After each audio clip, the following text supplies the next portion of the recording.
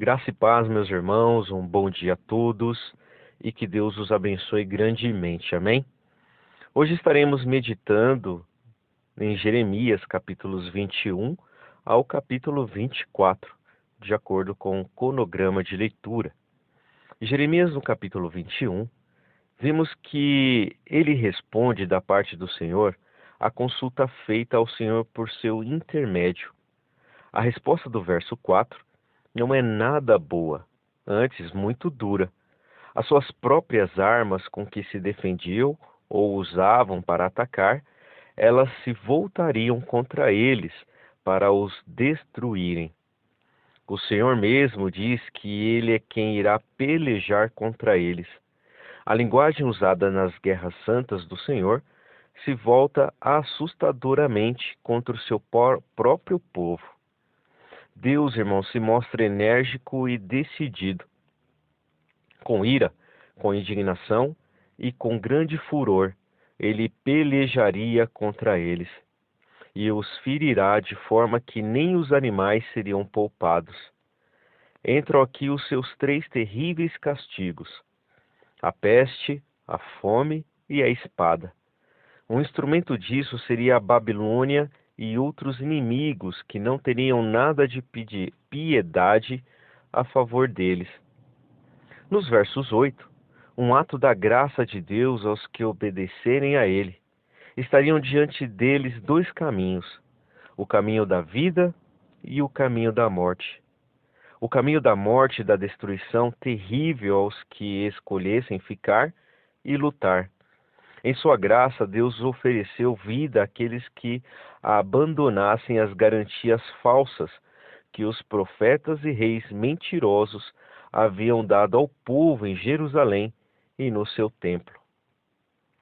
Seriam poupados os que se decidissem se entregar e se renderem aos babilônios. O Senhor tinha decidido assim, pois em seu rosto estava contra a cidade para o mal e não para o bem, por causa do que fizeram. E esta era a palavra que Jeremias tinha para Zedequias e seus enviados. Era esperado de todos os reis de Judá que julgassem o povo com justiça, uma vez que eram corregentes do Senhor, o justo Rei do universo. Os que se esquecem da justiça oprimem os povos e na ganância constroem suas vidas. Estão entrando em juízo quando o dono dessas terras, que não terá piedade, como não tiveram ao planejarem, intentarem e executarem suas ações malignas. No versos 13, o Senhor adverte a moradora do vale que, ousada, se achava protegida pela sua geografia. A posição comparativamente bem fortificada de Jerusalém, protegida por vales entre 3 lados, ainda que exposta do lado norte, poderia gerar uma falsa sensação de segurança. Quem nos protege não é a segurança reforçada, mas o Senhor. Se desprezarmos isso, seremos desprezados ainda que classificados como segurança máxima. A confiança deles somente tinha um pé ou 2. Seria necessário um terceiro para garantir o equilíbrio. E finalizando o capítulo 21, nos versos 14. Segundo o fruto das ações deles, apesar de serem extremamente severos, os julgamentos de Deus que estavam prestes a sobrevir contra Judá eram merecidos. Esse é um dos temas principais do livro de Jeremias. No capítulo 22, dos versos 3 e 4, parece haver ainda esperanças para o povo, mas quem disse que ouviriam e praticariam a palavra de Deus? Era mais provável que aquela pregação viesse a endurecer os seus corações e eles fizessem simplesmente descaso do que se pregava.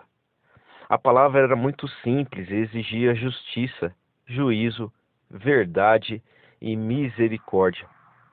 Coisas essas deixadas de lado por causa das suas vaidades e outros negócios com outras nações que imitavam tão bem.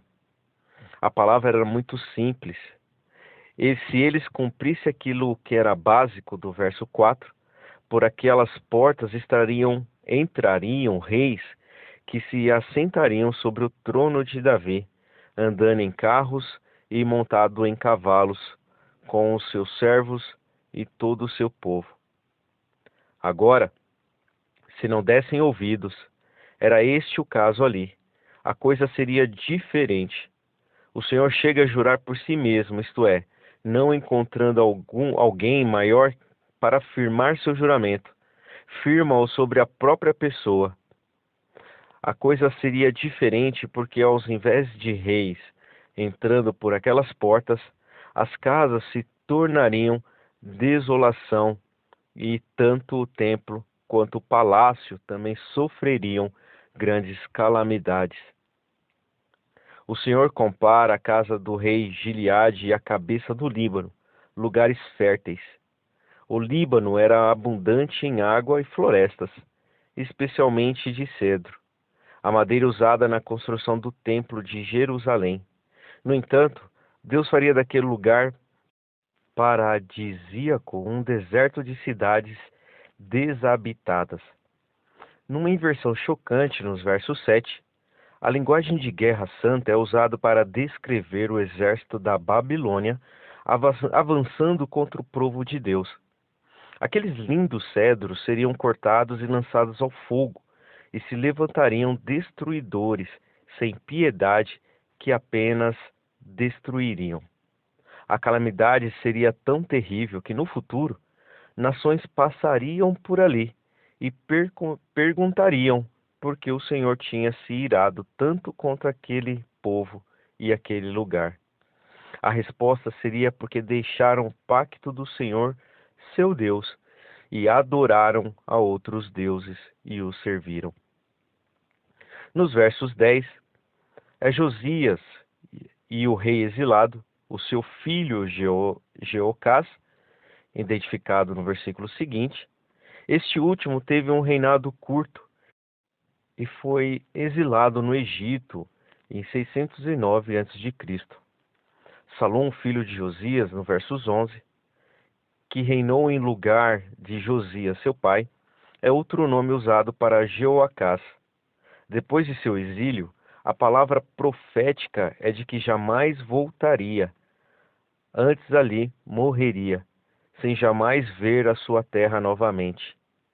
Dos versos 13 a 19, temos uma seção que falará contra Jeoaquim.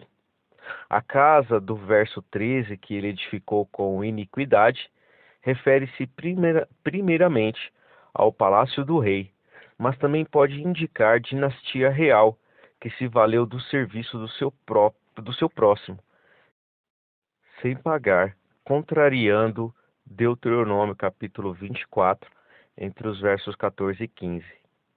Ele mesmo dizia para si que edificaria ainda casa mais espaçosa, com aposentos largos, janelas, uso de cedros e pintada de vermelho. Ele via no reinado não a oportunidade de servir ao povo, mas se servir do povo para seus deleites e caprichos. Um contraste entre reis. Um reinou exercendo justiça, Josias. O outro considerou o reino uma oportunidade de adquirir riquezas, Jeoaquim, seu filho. O versículo retrata a harmonia pactual entre a obediência e a bênção. Nos versos 16, que diz que julgou a causa, do aflito e do necessitado, detalha o juízo e justiça. E o Senhor mesmo concluiu que seria óbvio acerca do conhecê-lo. O conhecimento do Senhor é caracterizado pela fidelidade aos seus mandamentos. No entanto, os olhos do rei estavam em outro lugar, uma referência a Jeoaquim, nos versos 18, que tinha se entregado à ganância e mesmo derramado sangue inocente, praticado a violência e a extorsão, para simplesmente se dar bem. Jeoaquim era pessoalmente culpado de todos os males que Jeremias condenou. Uma palavra dura é dirigida a Joaquim, pois não seria nem lamentado. Contrastar aqui, irmãos, com 2 Crônicas, capítulo 34, entre os versos 24 e 25.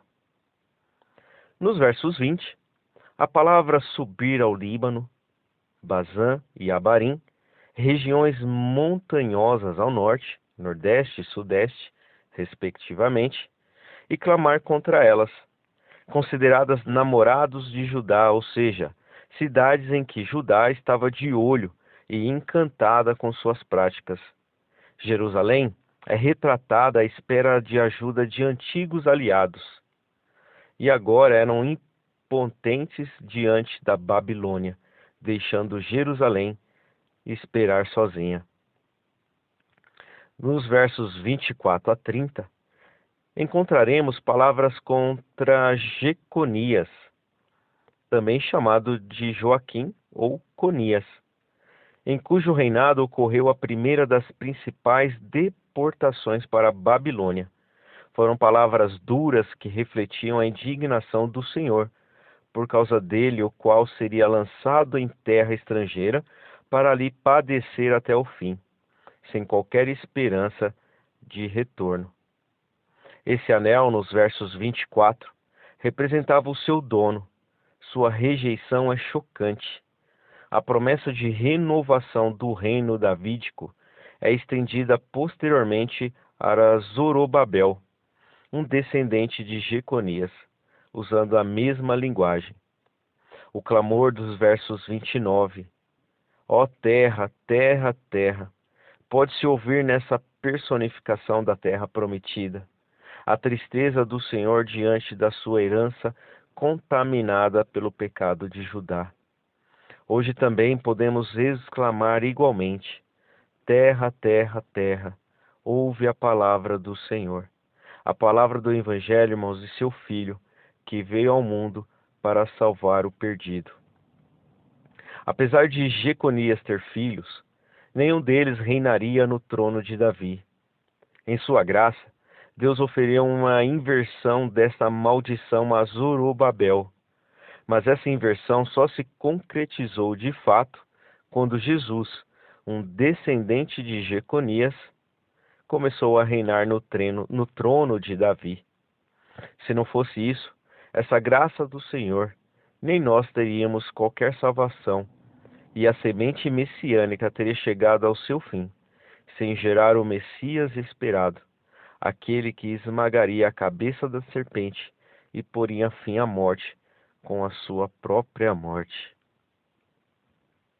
Jeremias capítulo 23, amados irmãos, entre os versos de 1 a 8, ai daqueles que foram colocados para apacentar o povo de Deus e não se interessam por fazer-lhes o bem.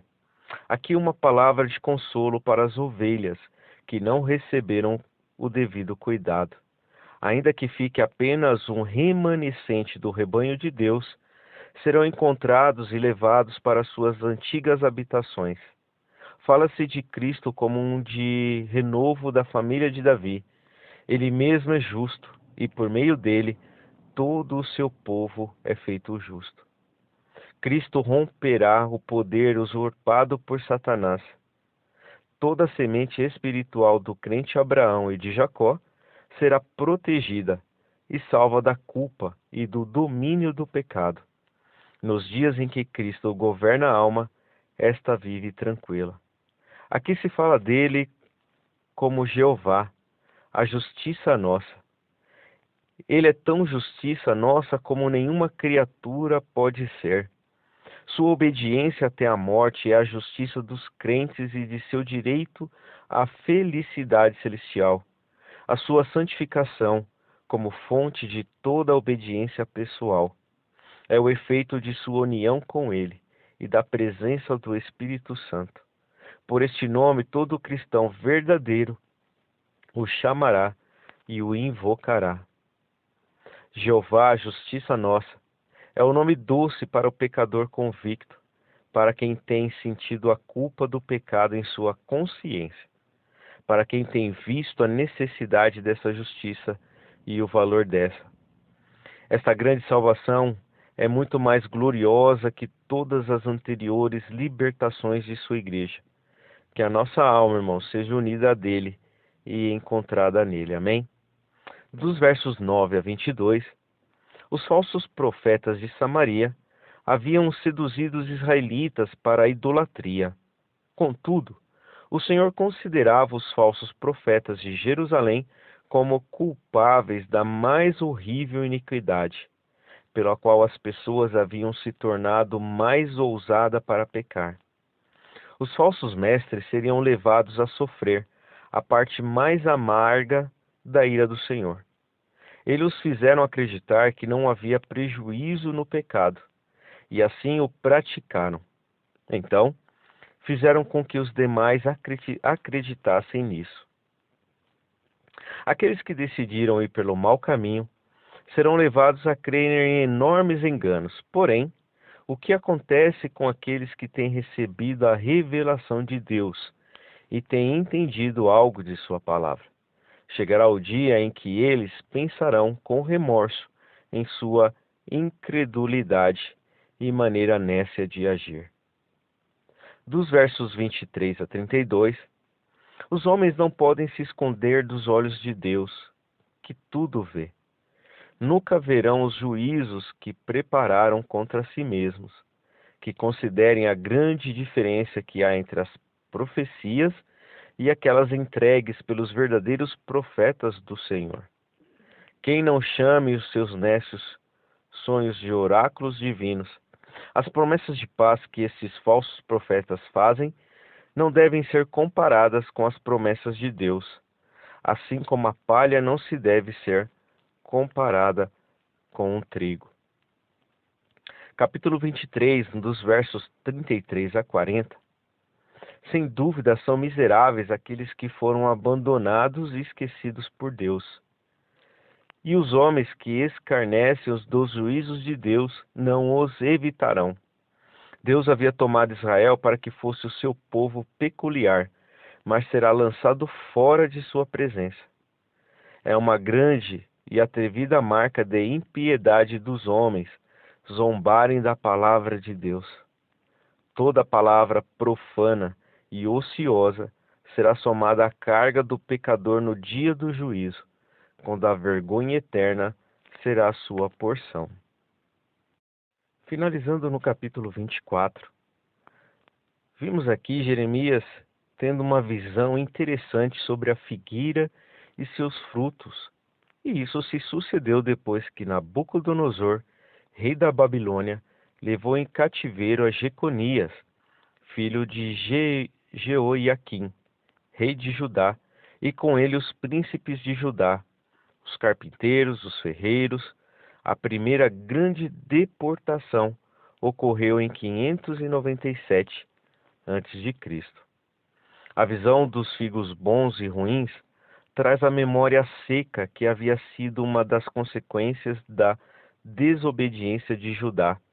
Eles estão relacionados aos que resistiam de alguma forma ao cativeiro.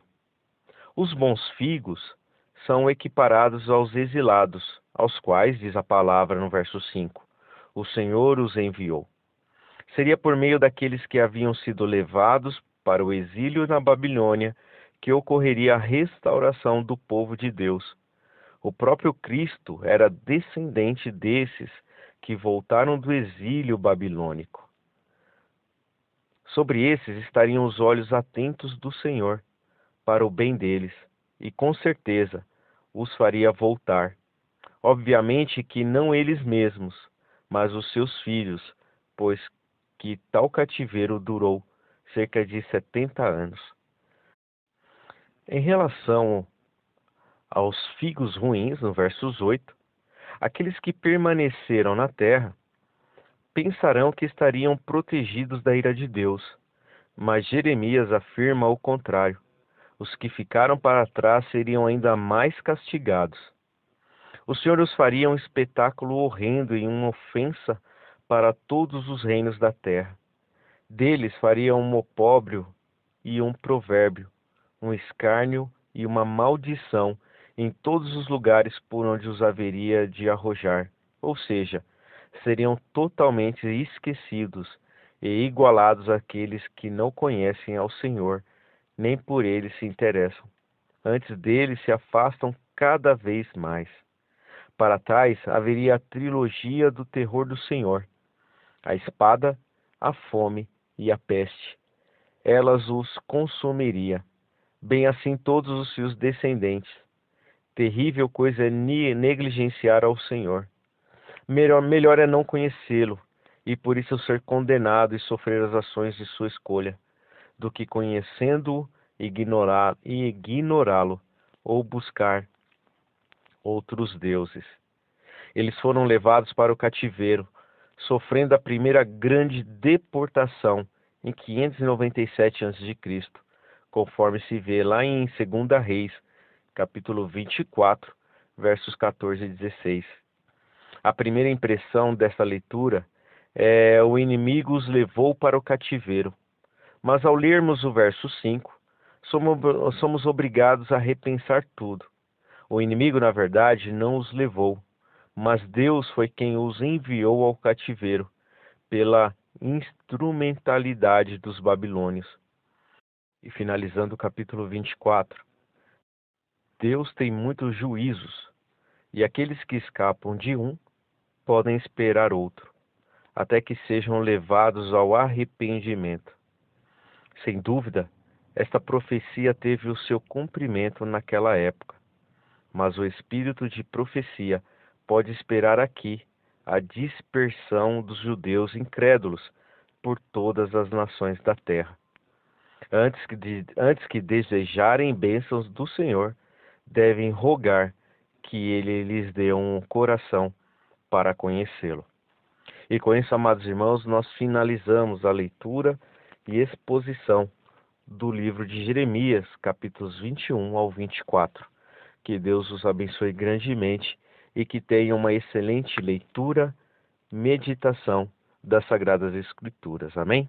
Um forte abraço, fiquem com Deus e até amanhã.